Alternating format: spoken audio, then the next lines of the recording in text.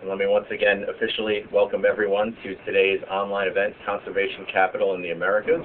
This event is sponsored by the Conservation Finance Forum and the Government Innovators Network. And let me turn it over to today's moderator, Jim Levitt, who's the director of the program, director of the Conservation Finance Forum at the Harvard Forest at Harvard University. Great. Thank you, Jim. I just want to say hi both to the people who we know are online, and we have probably another handful of people who have called in directly. So to all of you, thanks for joining us this morning. I want to say to those of you who have called in directly and don't have the online connection for whatever reason today, if you need to send a question to us during the course of this conversation, you can send an email to info@conservationfinanceforum.org. info@conservationfinanceforum.org, and Lizzie Reardon will be monitoring that throughout the morning, so we will be as responsive as we can to your questions. Given that, I want to welcome this morning's two guests, Story Clark, who is joining us from her home in Wyoming, in Jackson, Wyoming, and Rafael Asenjo, who is joining us from Santiago, Chile. We'll talk to Story first and Rafael afterwards. Story, as you know from the introductory information, is a person who has several decades of experience in conservation and conservation finance. She has lectured, taught, and published widely on the subject, and will be somebody who I'm sure is going to be out at Raleigh on several different dioceses talking about this topic in the next week or two. She also will join us at the meeting in Valdivia, Chile, scheduled for January 17th to 19th, 2009, where we will talk about conservation finance in the Americas, conservation capital in the Americas. I want to note that among Story's many credentials is her membership on the Board of Directors of Conservation International. She has traveled widely international looking at conservation projects, and so can speak with authority both about activity in the United States and overseas. So Story, let me begin by asking you to tell us just a little bit about yourself and how you developed an interest in conservation finance. Well, thank you, Jim. As you mentioned, I live in Wyoming. I actually live on a ranch, as we conservationists call it. It's a working landscape. And so I have a personal interest in land conservation and the issues that landowners face when trying to conserve their land. I started working in this community as a land use planner, and then moved on to policy and advocacy in local communities in Wyoming and elsewhere in the West, and then in Washington, D.C. After that, I decided I really wanted to get into private land conservation because of the critical role that private landowners play in conservation. Particularly at that time, working landscapes were really undervalued for their role in conservation. So over the course of about 15 years working for a local land trust, I did many conservation deals with landowners, and then moved on and worked for a foundation, particularly on land conservation, private land conservation deals on the Mexican border, both in Arizona and New Mexico and in northern Mexico. I've also visited many conservation projects, both private land projects and public land projects in Central and South America through my service on the board of Conservation International. Conservation International is particularly interested in economic solutions to conservation. They recognize that people need to eat before they can conserve, so the basis of their whole program has been developing economic solutions to conservation. In the course of all this, I found that conservation has really become the business of money. Almost all of the deals we do, and this is somebody who is on this call mentioned this in their notes, for almost all the deals we do, funding is always the biggest issue. And conservation finance is just a fancy way of saying that we need to find and manage more money for conservation. I also found that finding capital and financing it is much better understood by the for-profit sector. Structures exist in the for-profit sector to bring capital to transactions, even in this subprime environment, the way they don't in conservation. And we need to reach out to those sectors and to our own communities where finance is much better understood than in just the conservation community, for a better understanding of how to bring money to transactions. And we also need to build financial structures for capitalization and debt in conservation. Go ahead, but can you tell us a little bit about your current work in the field to do exactly that, to reach out to the public, the private, the nonprofit sectors, to work with research and the academies to get this job done? Yeah, I think one of the most interesting things that I've seen working somewhat internationally is that in Central and South America, there's a greater understanding of the need to reach out to communities. I think in the U.S., we've relied on our strong legal structure to achieve conservation, but in the last few decades, those laws have just not kept pace. So my interest really has been from doing my own deals and not having enough money, public or traditional, to look beyond the traditional sources that conservationists have used. And I started looking for new ideas and found them in some very unlikely places. Just a couple of examples, and I'm just going to show you slides here. Whoops, sorry, there we go. One of the first places that I found a new source of conservation finance was in Crested Butte, where a sporting goods store owner had this great idea to do a voluntary surcharge. And through this program, which really came from outside the conservation community, now there's, as of 2007, there's over $1 million has been generated for conservation through this technique, which involves adding an additional percentage to the sale of sporting goods items, etc., and having the purchaser be able to opt out of that fee rather than being asked whether they want to take on that fee. Just as another technique, voluntary private transfer fees, which came to the conservation community through a developer in South Carolina and has been used widely now throughout the conservation community in Jackson Hole.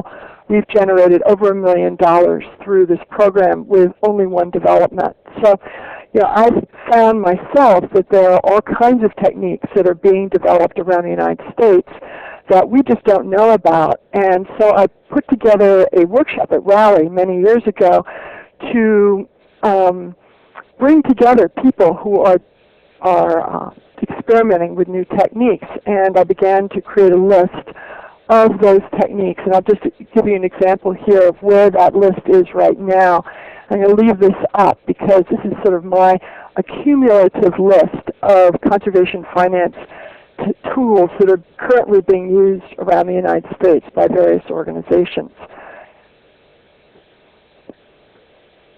I do have the same seminar this year at Raleigh on Thursday if anybody's interested. And I've collected many of these techniques in my first book, A Field Guide to Conservation Finance. And I'm currently working on a second book which will add new techniques. Let me add to that story that on Saturday afternoon at Raleigh between 1:30 and 3:30, there's a session on innovative financing tools that I am moderating that you're also sitting on, where I know we're going to talk about voluntary transfer fees and several other tools. So come and buttonhole us there, any of you in the audience who want to learn more about these techniques. So, Story, let me ask you then, you're going to be one of the evaluators of the student essays that come in, which will compete for scholarships to this conference that we're holding in Chile. That is, we have scholarships for about a dozen North American students and scholarships for about a dozen South American students, undergraduates or graduate students. And the students who submit the most interesting essays in that contest will have a fully paid round-trip ticket to Valdivia, Chile, and their accommodations for this conference. So, Stuart, you're one of the people who's going to look at those essays. Can you tell us a little bit about your expectations for those and for the conference itself? Well, I really believe that a dialogue on techniques that are being used around the hemisphere is essential, and that's what I do every day. In addition to researching my next book, I travel to different communities and try and inspire land conservation organizations that they can reach beyond their existing tools and techniques and learn more and try more and experiment more. And there's nothing more inspiring than hearing about what is done elsewhere and that it's worked. Than having a dialogue like you're putting together, Jim, in Chile. So I'm very interested in the communication, the exchange of ideas aspect of what you're doing. I think in many ways, outside the United States, without the burden of the legal structures of the United States, Central and South America have had a chance to be more creative in conservation finance, and there's a lot we in the United States can learn from the rest of the hemisphere. So I'm very excited about the exchange of ideas, and any time we can bring people together, whether it be at a workshop at Raleigh or at a conference, to work on this in this arena, we should do it, because right now things are really changing.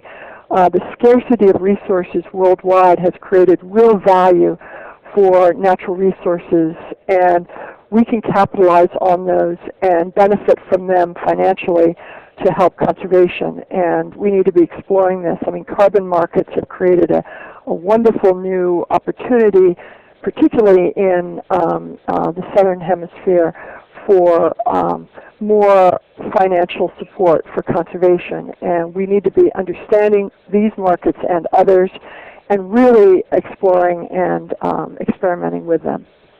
That's very helpful and actually offers a perfect segue to our second guest this morning, Rafael Asenjo.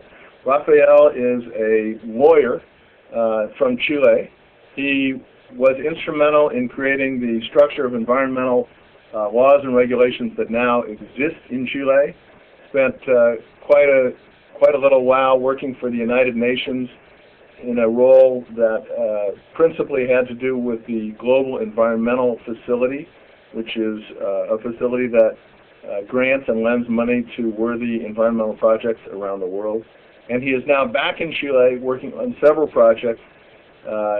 One has to do with creating in Chile the legal structure for creating conservation easements.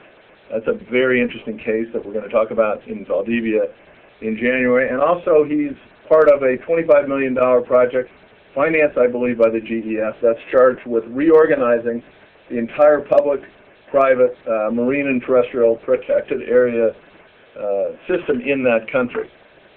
So we're delighted to have you, Rafael. Can I start you off with the same question that I asked Story, which is, how did you get involved in all of this, and why your interest in conservation finance in particular? Thank you, Jim. Good morning. I sincerely appreciate this opportunity to exchange views and talk with so many experts and friends around the country and around the hemisphere. Well, I've been involved in it's funny. It's a very different kind of approach that I have taken than the one that Story was just presenting to us. I've been involved with NGOs and private sector for a long time, as I graduated from law school. But then I joined the government, the first democratic government elected after the military dictatorship, and I was in charge, as you mentioned, to create the kind of environmental framework to deal with the environmental issue as a whole, not exclusively of talking about conservation, but in my country before 1990, environmental issues simply were not present at the public policy field. So I was in charge during those 4 years of that, of developing that general, I would say, infrastructure. And then I went to GEF, the Global Environment Facility that deals with global environmental issues. And in both experiences, I realized very clearly that, and I have heard that sentence so many times, I don't know the author, but I think it's very clear that clearly talking about conservation without financing that conservation is simply conversation. And in our countries, we are very good at talking, but we are not that good at creating the structures that are needed to have the capacity to finance and to keep on a sustainable way the activities that are allowed our countries to work on environment. So that, as a general principle, applied to specific issues of land, landscape, and coastal areas, and private and public protected areas being conserved and being kept for posterity in terms of their potential for conservation, not only for environmental issues, but also for social and economic reasons in our countries where we depend particularly on natural resources, is absolutely essential. So I've been involved since I came back from the United States, from New York in 2001, particularly in projects that are dealing with protected areas. Chile has an enormous amount of land formally under protected status, but not necessarily actively protected. And the main reason why that potential is not used and is not put to use in terms of as a tool for development in this country that is under a very strong pressure to develop itself is precisely because we have not been able to develop mechanisms to keep those tools working in terms of financing. So my project that I have been working for the last 2 years, and I've been designated the new director of that project that is starting to operate this 1st October, is the creation, that you mentioned, of the National Protected Area System that will include public and private land that amounts today almost to 25% of the territory. So it's a huge challenge. And we have decided that the financial and the operational framework is going to come almost at the same time, but I would say a little earlier than the legal structure, because the discussion today with public funding agencies, particularly in my country, if you are not able to talk the same language, you simply are out of the discussion. So it's we have realized in a very practical way that if we are not able to develop to create in some case, to adapt in some other cases, and to develop mechanisms that will allow a sustainable flow of resources to obtain the goal of conserving, it's simply a theoretical exercise, and we have to move from theory to reality. So that's why I'm very much involved in this, and I was lucky to be invited by Nature Conservancy to have a trip to New York and Boston area not too long ago, precisely to try to learn more about the land trust, the conservation easements, and all that movement that in the U.S. has been so successfully. I know that you consider that you have some way to go, but compared with our reality in the Southern Hemisphere, in particular in Chile, those have been enormously successful experiences, and we were very lucky to know a lot about what has worked in the United States, and we have been working trying to adapt some of those tools to the reality of this country. That's very helpful, Rafael, and I have to say that's the first time I've heard that particular quote, which I love, which is, "Conservation without finance is just conversation." I have written that down and will remember it. Now let me ask you particularly about the next generation of conservation professionals coming up in Chile. I've had a chance to come to your country several times in the last several years, and it appears to me that at several of the universities that are prominent in the country, including Universidad Austral and the Catholic University of Chile and the University of Chile in Santiago, that there are a number of young people who are looking to make conservation and perhaps conservation finance part of their professional life. Do you see that as something that's changed over time, that the interest is increasing or steady, or how would you characterize it? No, I would say it's very much increasing. But we started from a very low standard. We had, I would say, maybe looking appearing not too positive, but when we started in 1990 after the dictatorship, the whole area of environment, not exclusively of conservation, environment was simply not an issue, and we have seen so much progress in the last years since 1990. It's a whole area of expertise that is being developed, not as fast as I would like, particularly in the field of universities, but the ones that you have mentioned, particularly the Universidad Católica de Chile and the Australia of Valdivia, where this meeting is going to be held next year, I think are the leading universities where we can see, and I have been working with some of them, young professionals, not only from the biological and natural science field, that you would consider that would be kind of normal, that they get interested or involved or would like to get involved in conservation issues. But now I'm seeing in the last, I would say, 4 to 5 years, I've seen that trend coming in the economic field very much as it has happened in the past in the natural science field. And that's a very interesting trend, because the problem in this country is that the economists, with due respect, have a much higher relative importance in terms of public policy than other fields, professional fields. In the last years, and we know there is a long connection between the dictatorship and the Chicago University field economics, and that time that's a long story. But for one way or another, economy is a very respected field in terms of professional expertise in this country. And now we have tried to get those fields, those experts, involved in or not involved directly, but trying to get them at least to approach conservation and environmental issues as a whole. And the only way to do that is to try to speak the same language. And conservation finance is what I consider the language that allows us to get into a dialogue with the decision makers in private as well as in public sector, that are the ones that are making decisions on the use of their funding.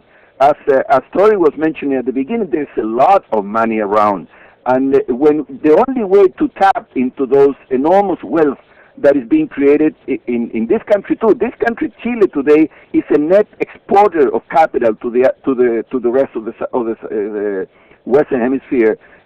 Something that is absolutely new in our history. Well, those resources, a portion of that resources, can be put into conservation if we are able to get the same level of the capacity to dialogue and to get into a substantive, I would say, communication with those decision makers. And the only way to do that is speak what you call, and it's been named as now as conservation finance. And I've had, in preparing this project for protected areas, I've been involved with people of the budget direction, of the Ministry of Finance, Ministry of Economy, and everything that I have learned. I would not consider at all an expert in conservation finance by very far, but what I have learned has allowed me to get into a dialogue, and I think to start getting good results in that field. So I think that's true. It's a new field in my country in terms of university expertise, and it has a long way to go. But so far, it's showing that it works, and I'm very happy with that.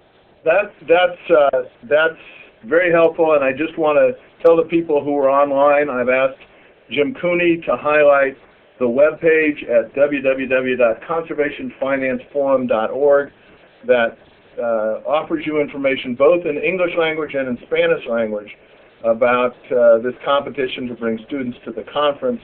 I can't emphasize it enough that we're looking really for outstanding young people who can speak the language that you're talking about of money and of finance.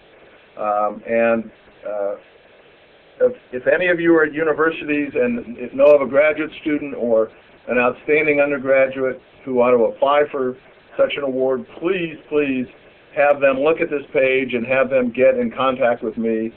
We've already had contacts from Bolivian students studying for their PhDs at Oxford University, from professionals teaching at universities all over the United States and at the 3 universities we mentioned in Chile as well as in Peru. So the word is spreading. If you can help us and spread it just a little more, we would really appreciate that. Now let me turn to the questions.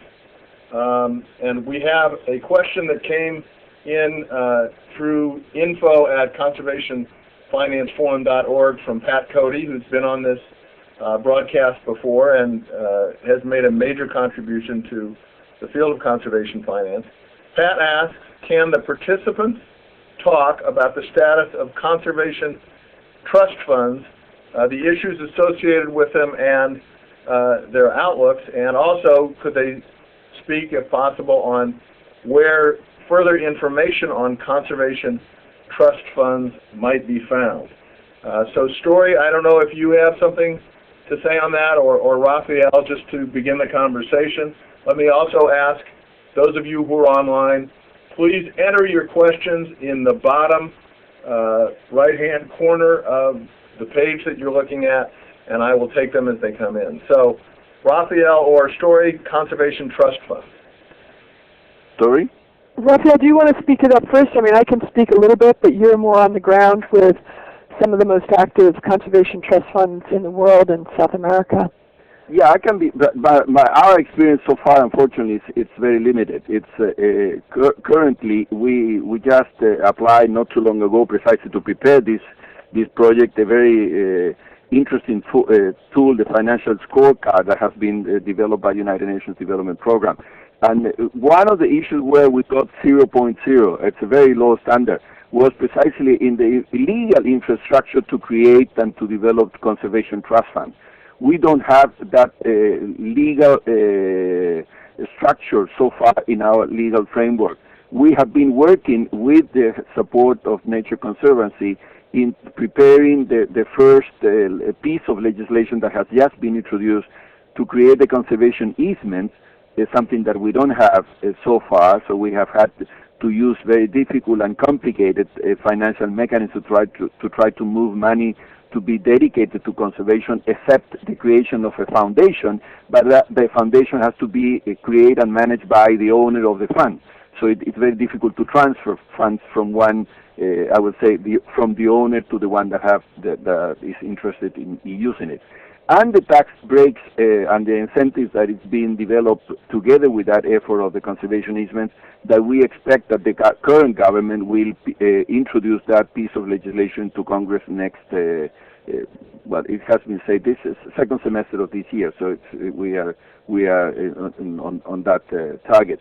We consider that essential. Of course, many of the big ones, big NGOs from the United States that have been using resources from the trust funds that exist outside are working in Chile, Conservation International, Nature Conservancy, WCS, World Wildlife Fund. Those have brought a lot of experience with that and knowledge about the conservation trust funds, and that's why I was mentioning that now we see, but this has been happening in the last 4 or 5 years, we see a lot of interest in adopting the principles of the trust funds to the current legal structure in Chile that could be put into use, but we need the law first, and that's where we're working in Congress today. Jim, I mean, I assume what Pat's addressing are conservation trust funds that have been set up country by country around the United States that act as essentially as endowments to support conservation in countries. I mean, Suriname has a relatively large trust fund. Guyana, I'm trying to think of other ones in South America. I'm sure there are many. And it's also a good tool that's been used a lot in Asia for conservation. I am only familiar with Conservation International's work in conservation trust funds. I mean, the problem comes down to, you know, the same issue is where do you find the funding to fund the trust funds? And you know, obviously what is the money that is paid out in exchange for conservation actions. But it's the same old issue. How do you raise the funding for conservation trust funds? Very good. All right, I have a question from Bill Ross, who has asked if you could please talk a little bit more about voluntary financing mechanisms and their potential story. I'm thinking of an example in Massachusetts that I know very well, where the Massachusetts Audubon Society has adopted some of your techniques in their practices. Can you offer that or any other specific examples of voluntary financing mechanisms? Well, voluntary financing mechanisms are driven, some voluntary financing mechanisms are driven by, tax policy.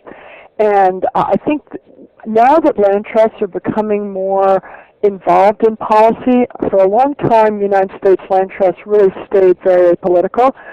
But in the last 5 or 6 years, they've gotten more involved in policy, and I think this is a really important step because we need to be developing new incentives for conservation. We've seen how incredibly successful tax credits have been in Virginia and Colorado. We've seen new markets tax credits, the opportunities that they create, and I don't know if you all are aware of a new tool that's just been developed in Vermont called the L3C, which is a for-profit LLC with a nonprofit soul, as they describe it. I mean, I think we need to be looking for new policy incentives for conservation because the scale of conservation that results from these policy incentives is just huge.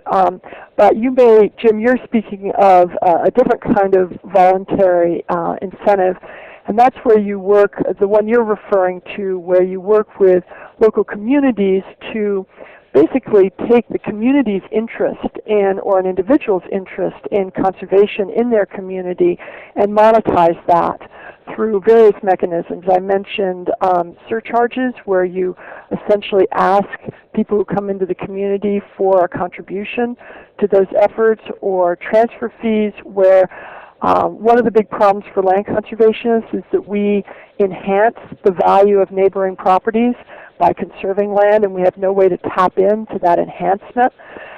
Transfer fees allow us to tap into that enhancement by asking landowners, neighboring landowners, to pay a percentage of the gross share, the gross value of their property when and if the land ever transfers, kind of like a transfer fee that you have in some parts of Massachusetts and in other places in New England. So, they're tapping into people's interest and investment in land conservation is a great way of generating tools, voluntary tools, to fund land conservation.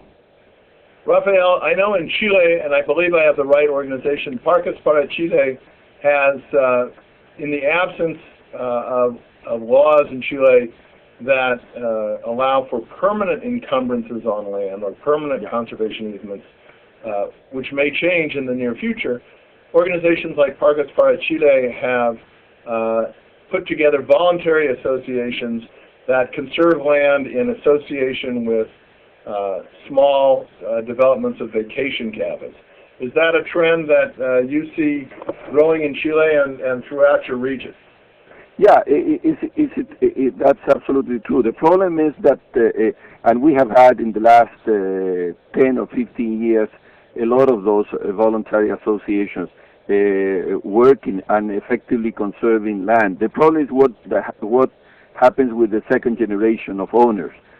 Because there is no legal recognition, you can be sure that the original owners of those lands that are bought in a kind of a community way of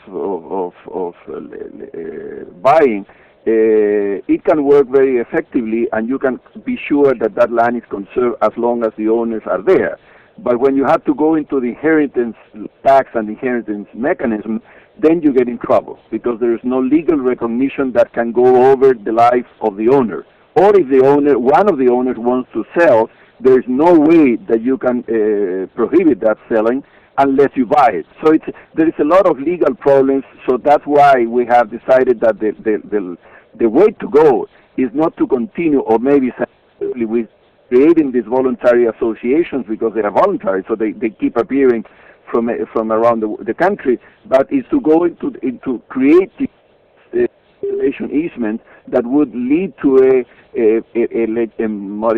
change in the current law that will allow this easement to be transferred without transferring the property of the land. And if you transfer the property of the land, the easement will remain. So that's the way it's been working. And Parques para Chile was also very instrumental in preparing that piece of legislation that I mentioned. It's been in Congress now. But the main issue, I think, Story was mentioning at the beginning. I think that the creation of incentives it's a central piece. For us, it's a very difficult one. We have a remaining of the Constitution that was drafted by the military.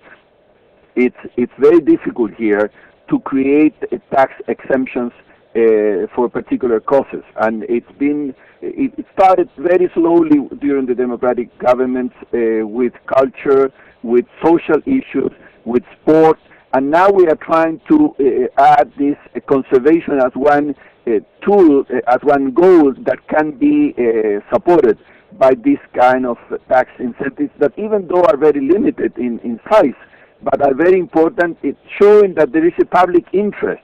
I think that adding to what Story was saying, you can tap into private wealth effectively, but you also need to show them that there is public interest. This is not only a private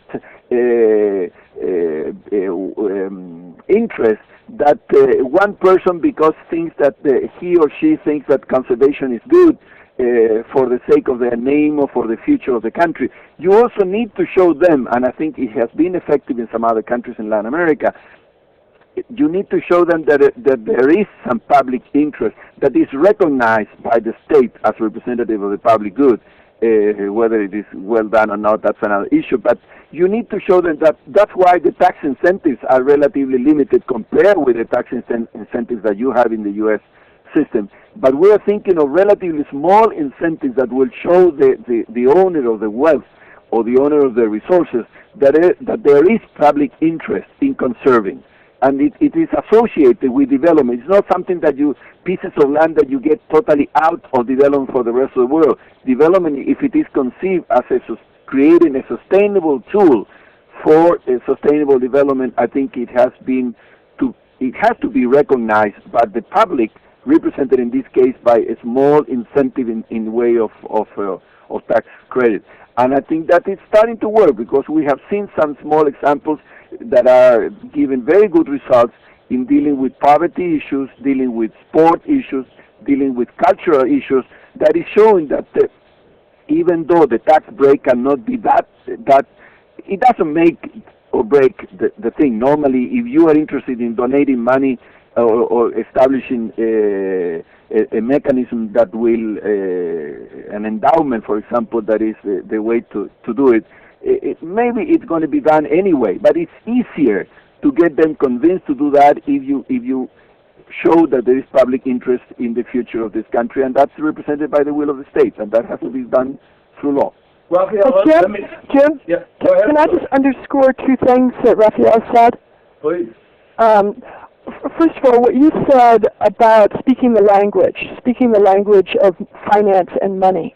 Conservationists absolutely have to do that, because unfortunately, and so I agree with you so much, and your challenges in Chile are very similar to what we have here in the United States in terms of getting that vocabulary and that language well understood in the conservation community, because until we can really monetize and understand the economic value of what we're trying to do, it's very, very hard to influence the economics and those people who are in charge of the economics. And then that gets to a second point you made, which is about poverty alleviation and economic development.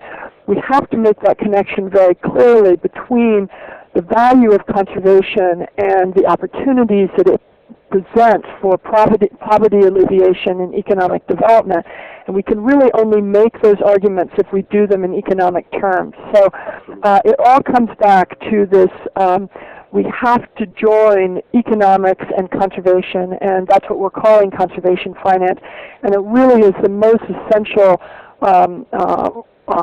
future, most essential strategy for creating a successful future for conservation?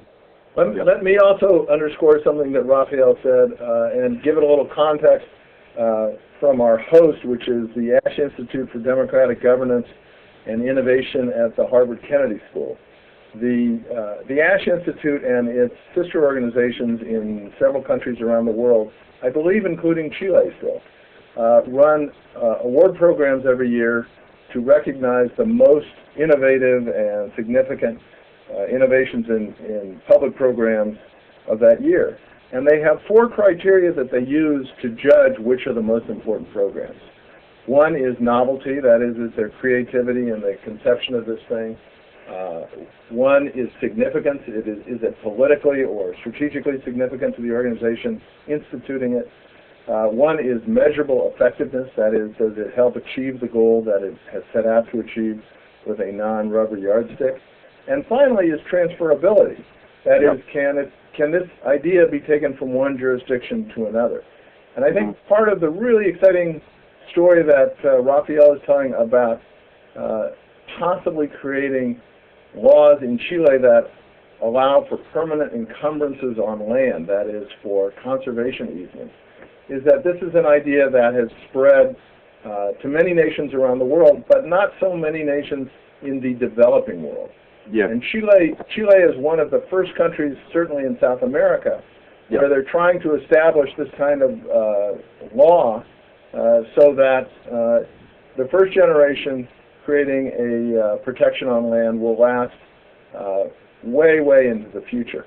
And I can say that what's happening in Chile, I know this from private conversations that I've had, is being watched very carefully by people in other South American nations who think that they might want to do the same thing. I know this is true in other Andean nations, and it could easily expand beyond that. So the idea that these are new ideas, or at least transferences of ideas to new places that could further be transferred, is very, very exciting for people in this field. Let me ask one more question that came in over the internet to Lizzie's computer. In the United States, the National Park System has been a very important part of preserving important landscapes, such as the landscape which is within a bicycle ride, I believe, of Story's Ranch in Jackson, Wyoming, the Grand Teton National Park. In developing countries, however, such systems have not always worked as well, resulting in the creation of what are called paper parks. That is, parks that show up on maps but may not be effectively protected on the ground. Rafael, can I ask you in particular to comment on whether or not the parks created in Chile are being well stewarded and are actual parks, or sometimes are showing up as paper parks, I guess, not only in Chile but throughout Latin America? Well, let me be frank, maybe not that politically correct in my country, but unfortunately the issue that is mentioned in the question is absolutely right. My country, a developing country with a lot of poverty issues still to be faced, we have formally on the paper almost 25% of the territory, of the terrestrial territory of the country under some protected status. It doesn't mean necessarily too much. We have some very well managed parks, but most of them are not effectively managed, and some of them are protected because they are very far. So it's a protection by default that we call here, because nobody, or it's very difficult to get there, so that's the way it's being protected. But that's why the challenge of creating a national system of protected areas to include the public lands owned by 7 different ministries, so are managed with 7 different entities, creating an administrative chaos and a financial disaster. It's such an important goal, and that's why I've been so much committed for this task for the last 2 to 3 years, and I hope I will continue to work on that. But the main issue remains precisely financing. We have today compared with the resources that are being used, if we were to compare those resources that are effectively dedicated to that, to the management of those 25% of the territory, with an ideal world, we have 60% gap, financing gap. So you can imagine we have nothing in terms of what is needed. We expect with the project that we will create the financing tools that will allow, well, of course, restructuring the system, not necessarily keeping that same 25% of the territory under an effective protected status, but we are going to select the ones that are most useful to protect, with given some criteria, where conservation, poverty alleviation, involvement in sustainable development of the surrounding communities, etc., many criteria. We will design, we are starting to design, but the project will effectively design those mechanisms and tools that will be used to create not only additional public funding, and we have the commitment of public funding, or more public funding, as long as we restructure the system, but also private funding. If we do not get public funding, this system will not work. But precisely trying to go back a little to what Story was mentioning in her last intervention about the language. Let me give you a very small example. As preparing this project for the protected areas, we decided to do an exercise that I know it's been done in other countries of the Latin American region, but in Chile had never been done. We tried to do a preliminary valuation to assign value to the environmental and ecological services provided by the protected areas, if those protected areas were effectively protected. And we got to a preliminary figure, a very short study, I would say, with the limited information that we already have, because we didn't have time to do a lot of additional research. We got to a figure that when I presented it to the Ministry of Finance personally, he almost got a heart attack, because we got to $2.5 billion per year. If we were to value the environmental services provided by the protected areas, if those protected areas were effectively managed. That's a huge sum. It's much bigger than the sum that the resources that this country gets from tourism, and it's increasing from fishery, and that's a very important source of funding for the Chilean economy. So the issue of the language is so effectively used. I saw his face when we were making this presentation, because nobody had never given value, or as Story was mentioning, to what environmental services, keeping the water, providing the soil, cleaning the air, carbon emissions abatement, etc., etc., etc. All those, when you put money, the economic science and the numbers on the other line, those issues get to the attention of the decision makers, and it's been extremely important. And that's precisely what we would like to do, to transform those paper parks that are distributed all around our continent into effective parks. But we need to have some funding for that. So, Story, let me close this session out today by turning it back to you, because living in Jackson, Wyoming, you're quite familiar with the importance of the national parks to the local economy, and of the local economy to the management of the national parks. Can you comment just a little bit on how important the development of Jackson as a so-called gateway community has been over time, and how you think that will continue to develop into the future? Story? Yes, I'm pondering your question.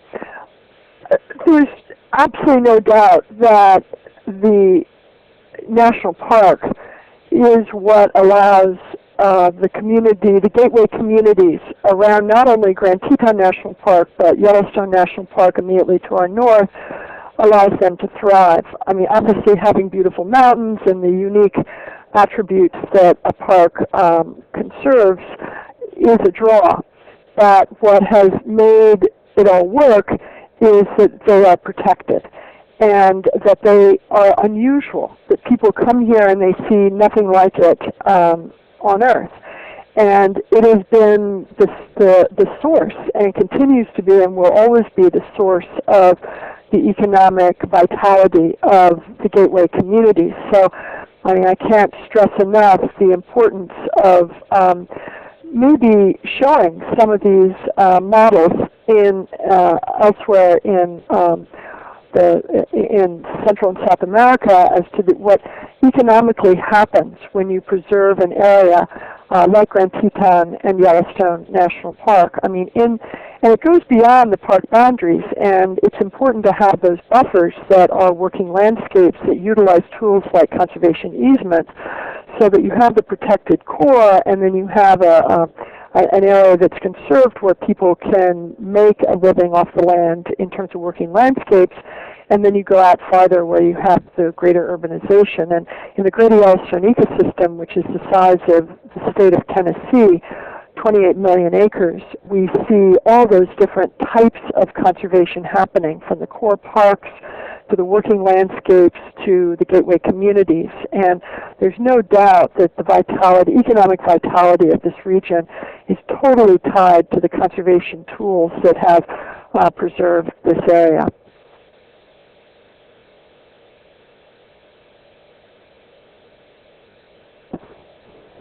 Hello? Yep. Hello? I was muted, pardon me. That's a very good way to wrap up the conversation for today. I want to thank Story Clark and Rafael Asenjo for joining us for an hour. I want to also refer you, if you want to get more of Story in particular, to her book, A Field Guide to Conservation Finance, which is widely used in the land trust movement in the United States and beyond. I want to suggest that you watch what Rafael and his colleagues are able to do in Chile, because I think Chile is one of the places where innovation and conservation in South America is most active right now and most interesting. I want to invite you to join us again in the fourth quarter, when we'll have some more guests as yet to be identified. But thank you all for staying with us. We appreciate it, and we invite you to interact with us at Raleigh and with the Conservation Finance Forum as we go forward. Have a nice morning, and we'll talk to you soon. Bye-bye.